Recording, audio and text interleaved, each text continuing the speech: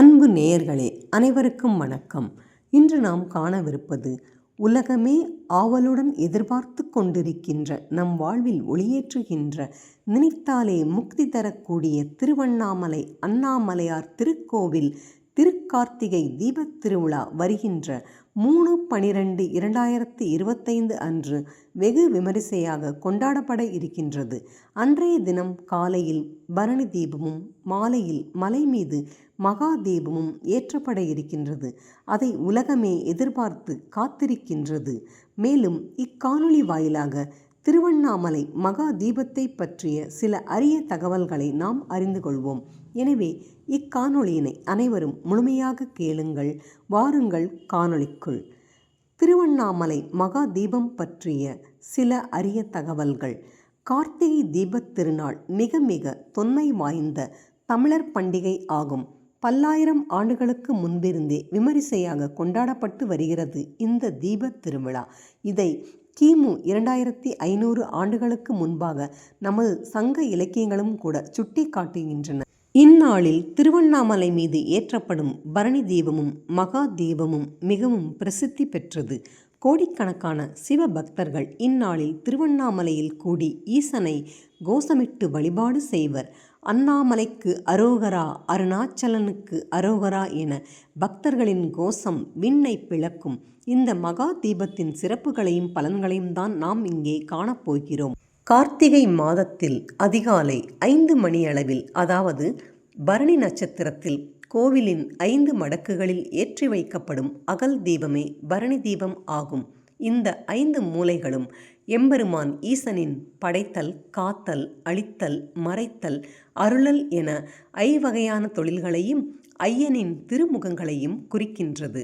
பரணி தீபம் காலையில் ஏற்றப்படும். மகா தீபமானது மாலை ஏற்றப்படுகிறது. எம்பெருமான் ஈசன் அக்னி பிளம்பாக நெருப்பு மலையாக நிற்கும் கோலத்தையே இந்த மகா தீபம் குறிக்கிறது.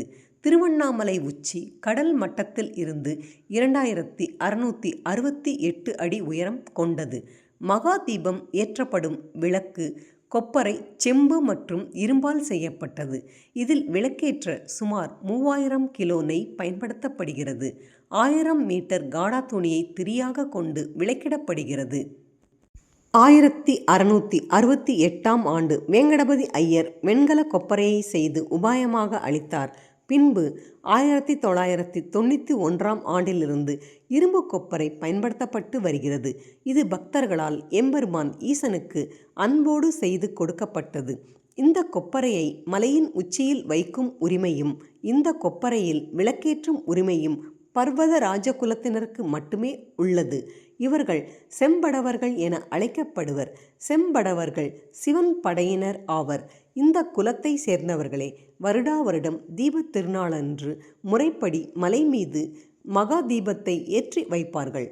மலையில் தீபம் ஏற்றப்படுவதற்கு முன்பாக கோவிலில் பஞ்சமூர்த்திகளுக்கு தீப தரிசனம் காண்பிக்கப்படும்.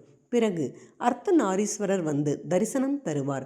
இவரை தரிசிக்க பக்தர்கள் கூட்டம் கூட்டமாக கடல் அலை போல அலை மோதுவார்கள். கார்த்திகை தீபத்தன்று விரதம் இருந்து மாலையில் அண்ணாமலை மகா தீபத்தை தரிசனம் செய்வதுடன் கிரிவலம் மேற்கொண்டால் நம்முடைய கர்ம வினைகள் பாவங்கள் நீங்கி இறையருள் பெருகி வாழ்வில் வசந்தம் பொங்கும் என்பது பண்டைய ஐதீகம். என்ன நேயர்களே, இக்காணொளி பிடித்திருந்ததா? இக்காணொளியினை அனைவரும் முழுமையாக கேட்டிருப்பீர்கள் என்று நினைக்கின்றேன். இக்காணொளி வாயிலாக நாம் ஆண்டுதோறும் திருவண்ணாமலை மகா தீபம் பற்றிய பல அரிய தகவல்களை அறிந்து கொண்டோம். இக்காணொளி அனைவருக்கும் பயன் தரக்கூடிய ஒன்று. எனவே தாங்கள் கேட்டதோடு மட்டுமல்லாமல் மற்றவர்களுக்கும் பகிர்ந்து அவர்களுக்கும் இறைவனின் அருட்கடாட்சம் கிடைக்கும்படி செய்யுங்கள். இக்காணொளியினை முழுமையாக கேட்ட அனைவருக்கும் மிக்க நன்றி, வணக்கம். மீண்டும் நாம் வேறொரு காணொளியில் சந்திப்போம். நன்றி.